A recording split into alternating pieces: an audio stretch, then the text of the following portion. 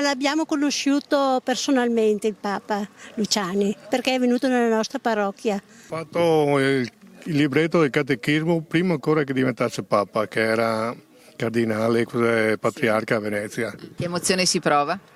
È una cosa non indifferente. Un'emozione grande per i fedeli che vengono da ogni parte d'Italia, ma soprattutto dal Veneto. Più di 700 visitatori nella prima settimana d'apertura al pubblico della casa natale di Papa Luciani a Canale d'Agordo, fortemente voluta dalla diocesi di Vittorio Veneto. Possiamo completare il percorso su Papa Luciani proprio con la casa, che era il tassello forse anche più importante, perché c'è la chiesa, c'è il museo che spiega molto bene la storia della sua vita, ma la casa è diciamo il luogo del cuore, no? La visita inizia al pian terreno, dalla caneva alla cantina, dove sono conservati gli attrezzi d'un tempo. Al primo piano si trovano la camera da letto che il fratello Edoardo riservava ad Albino, la cucina e la stanza dove la sorella maggiore, pur sordomuta, gli insegnò a leggere e a scrivere. E poi c'è la stua, l'allora unica stanza riscaldata della casa, dove nacque Papa Luciani. La mamma lo ha partorito e le condizioni del parto si erano subito rivelate problematiche, al punto che la levatrice Maria Fiocco lo battezzò proprio in questa stanza.